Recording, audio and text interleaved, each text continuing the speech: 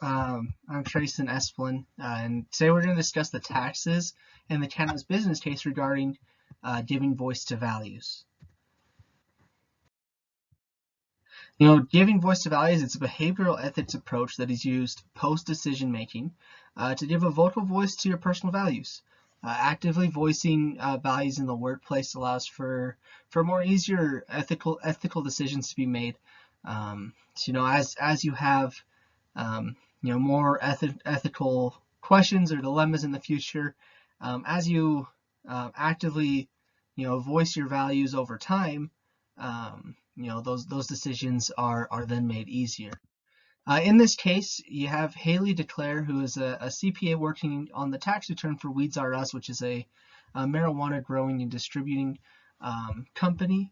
And then in part of the dilemma is that Harry Smokes, after being yelled at over the phone from the president of Weeds R Us, is wanting Haley to adjust the tax return so that only report 75% of their cash sales rather than the full 100%, which is the ethical thing to do. So Haley's faced with this dilemma. She has her manager that is wanting to change the tax return, and she's expected to meet with the tax manager, Harry Smokes, as well as the president this following Monday to discuss their options. With this, there's the possibility of damaging the reputation of the firm as well as the accountants.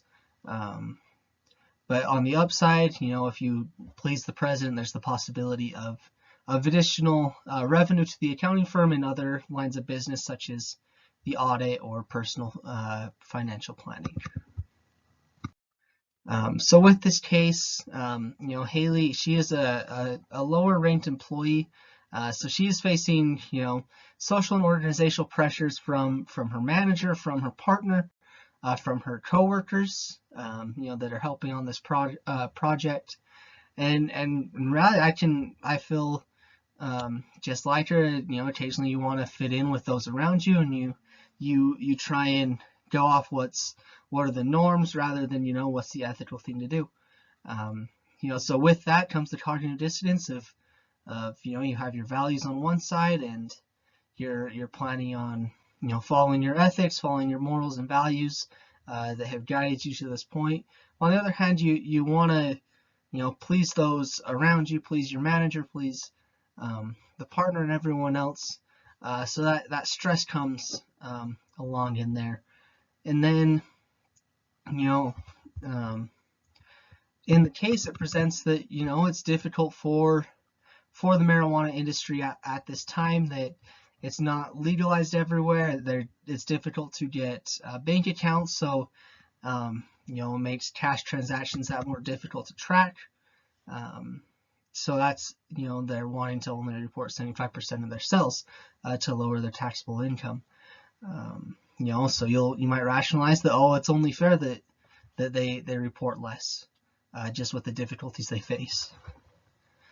Different key parties involve, of course, Haley, who's right in the middle of everything, the tax manager and partner, the accounting firm, and as well as Weeds R Us. They all play a part in this, and you can use just the fact that as accountants we have a code of ethics, a code of conduct that helps align us in what we should do. That we're thinking in the public's interest, as well as always trying to promote the industry, the profession, as a honest profession. At times, sometimes people say ethics doesn't exist in accounting, but as we're more ethical, we bring a sense of honesty and truthfulness in the industry that helps everyone involved, from at the moment and going forward.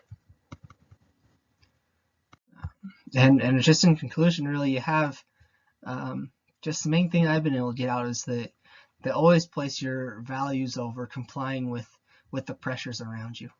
And as you avoid rationalizing your decisions to suit the other people's interests, where you can rather stick with your morals and just in anything, just maintain your integrity, no matter who pressures you. It doesn't matter if it's your coworkers, those that work for you, or who you work for. That you always just maintain your integrity, and always stick with what's ethically correct. And that's what I've been able to take out of this case, that as you express your voice of your ethics, you're able to maintain a sense of integrity that others may not have. Thanks.